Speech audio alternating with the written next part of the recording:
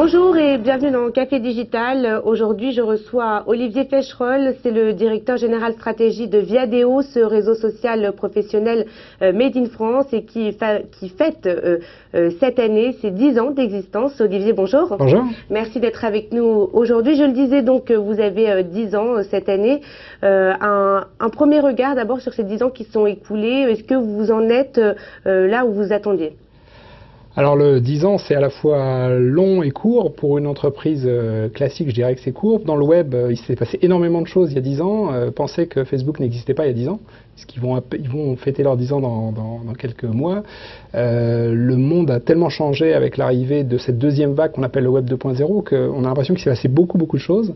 Et pour autant, je pense qu'on est encore qu'au tout début des vraies révolutions qu'apportent les réseaux sociaux professionnels, que ce soit dans la façon de travailler, dans la façon de rechercher un job, dans la façon même de pratiquer certains métiers, comme le commercial, la façon de prospecter, la façon de trouver des partenaires. Il y a beaucoup de choses qui sont perturbées, bouleversées, révolutionnées, on va dire, par les réseaux, et je crois que c'est que le début. On voit qu'en ce moment, le chômage ou l'emploi sont des questions qui sont au cœur des préoccupations des Français, avec un chiffre record en France, 3,3 millions de chômeurs. Comment ça se traduit sur votre site? Est-ce que vous en voyez les conséquences de cette hausse du chômage? Alors, c'est vrai que notre business model, nous, est tourné vers les recruteurs. Donc clairement, on ne fait pas d'argent sur les personnes qui cherchent de l'emploi. Donc on préférerait évidemment tous, comme beaucoup d'acteurs, que le chômage baisse, qu'il y ait un peu plus de tension sur ce marché, parce que ça veut dire que les entreprises ont du coup un peu plus de mal à trouver les candidats et donc sont plus volontaires pour utiliser nos solutions. Donc clairement, on attend avec impatience cette inversion de courbe dont on parle. Oui, ça se voit dans le sens où aujourd'hui, il y a plus de candidatures sur des postes. C'est difficile pour des candidats de se vendre et du coup je pense que la valeur ajoutée d'un réseau social professionnel, c'est là où aussi on s'en rend compte, mettre en avant ses compétences, travailler sa visibilité sur Internet, utiliser la richesse d'un profil sur Viadeo pour montrer aux recruteurs qu'on est la bonne personne. Ça fait partie des services qui sont peut-être les plus attendus en ce moment. Et comment ça se passe vis-à-vis de vos concurrents en France? Vous êtes le premier réseau social professionnel, deuxième dans le monde après LinkedIn. Comment est-ce que justement vous vous démarquez sur ce marché? Alors le match France-US, on le connaît, hein, eBay, Le Bon Coin, Mythic Match, Cadre Emploi Monster. Il y a plein de cas dans le digital où le fait d'être un acteur français fait la différence. C'est notre positionnement. On veut être un acteur local, on veut être un acteur de proximité. On est proche de nos clients, on veut être présent en région, pas uniquement à Paris.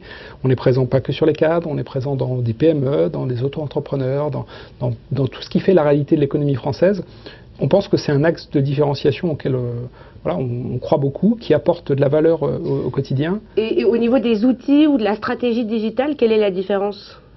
Alors au niveau des outils, j'ai envie de dire que c'est un peu le même type de service, mais les partenariats avec Orange, partenariats avec les chambres de commerce et d'industrie, avec l'APEC, avec Pôle emploi, c'est ce qui fait qu'aujourd'hui on est au contact de nos membres et on est au contact des recruteurs. Et c'est ce qui donne de la valeur à cette proposition de rapprochement justement des recruteurs et des candidats.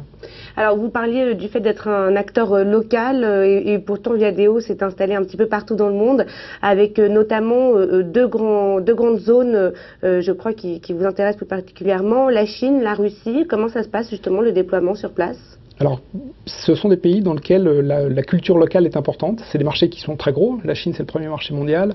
La Russie, c'est le premier marché européen. Donc, il y a à la fois un effet de taille et il y a un effet dans lequel les utilisateurs de ces pays ne sont pas forcément habitués aux mêmes pratiques que chez nous. Donc, c'est pas Google. C'est à chaque fois un moteur de recherche différent. Il y a un vrai écosystème différent et les utilisateurs attendent des services adaptés à leurs et justement, attentes. Alors comment vous vous adaptez? Est-ce que vous transférez le site Viadeo version chinoise ou version russe, ou est-ce que vous adaptez? Comment ça se passe? Alors on a fait à chaque fois des choix différents. En Chine, on a racheté un acteur local. Donc aujourd'hui, on a une filiale qui s'appelle Tianji.com, qui est faite par des Chinois pour des Chinois. 19 millions de membres, on est le leader incontesté des réseaux sociaux professionnels en Chine. Il y a très peu de liens avec le reste de l'entreprise parce que finalement, encore une fois, c'est fait par des Chinois et ça doit s'adresser à ces actifs chinois et leur proposer des services utiles. Sur la Russie, on a fait un autre choix, on y est allé en joint venture avec un acteur local. Donc c'est la plateforme Viadeo, mais qui est portée, localisée, adaptée par nos partenaires qui sont des Russes et qui connaissent très bien le milieu du digital russe. Est-ce qu'il y a d'autres zones à l'international qui vous intéressent, d'autres continents, l'Afrique, l'Amérique latine? La troisième zone, c'est l'Afrique, vous en avez parlé. Le fait d'être leader en France nous assure naturellement une bonne présence sur l'Afrique du Nord et sur l'Afrique de l'Ouest. Donc on s'appuie sur le Maroc comme hub vers l'Afrique du Nord et de l'Ouest.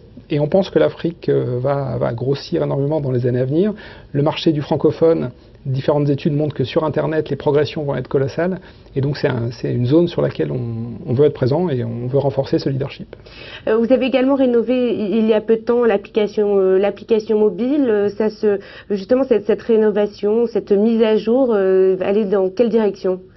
Alors, dans le monde pro, j'ai envie de dire que ça n'a pas été aussi vite que dans le monde grand public. C'est vrai que les pros, peut-être parce qu'ils étaient déjà derrière un ordinateur, on n'a pas vu le décollage du mobile aussi rapidement que dans d'autres secteurs, mais aujourd'hui il est là, très, très clairement, parce que les cadres et les actifs sont équipés de smartphones, parce qu'il y a des déplacements, parce qu'il y a des transports, et le fait d'avoir le service en permanence sur soi, via smartphone mais via tablette. On a sorti une version iPad il y a pas très longtemps, et on a rajouté les offres d'emploi sur iPad il y a encore moins longtemps. Tout ça, on pense qu'aujourd'hui c'est important. On voit vraiment que le trafic augmente sur ces outils, que c'est un trafic qui n'est pas au même moment de la journée. Donc c'est le matin, c'est le midi, c'est le soir, là où la consommation web se fait plutôt sur les heures ouvrables.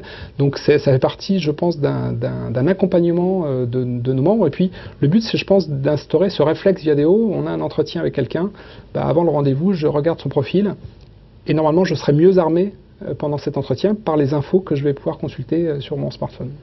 Une dernière question, on évoque depuis peu une éventuelle introduction en bourse de Viadeo pour cette année, ça en est où? Alors, pas de projet, pas de commentaire là-dessus. C'est vrai, pourquoi on en parle? Parce qu'on a fait un tour il y a 2 ans qui était un tour privé et qui était, qu'on voulait comme étant le dernier tour, entre guillemets, avant une prochaine étape dont l'IPO pourrait être la suite. Donc c'est une des options, mais pour l'instant rien n'est décidé. Merci beaucoup Olivier Pécherol. Merci. À bientôt. Café Digital, c'est tout pour aujourd'hui. On se retrouve la semaine prochaine avec un nouvel invité.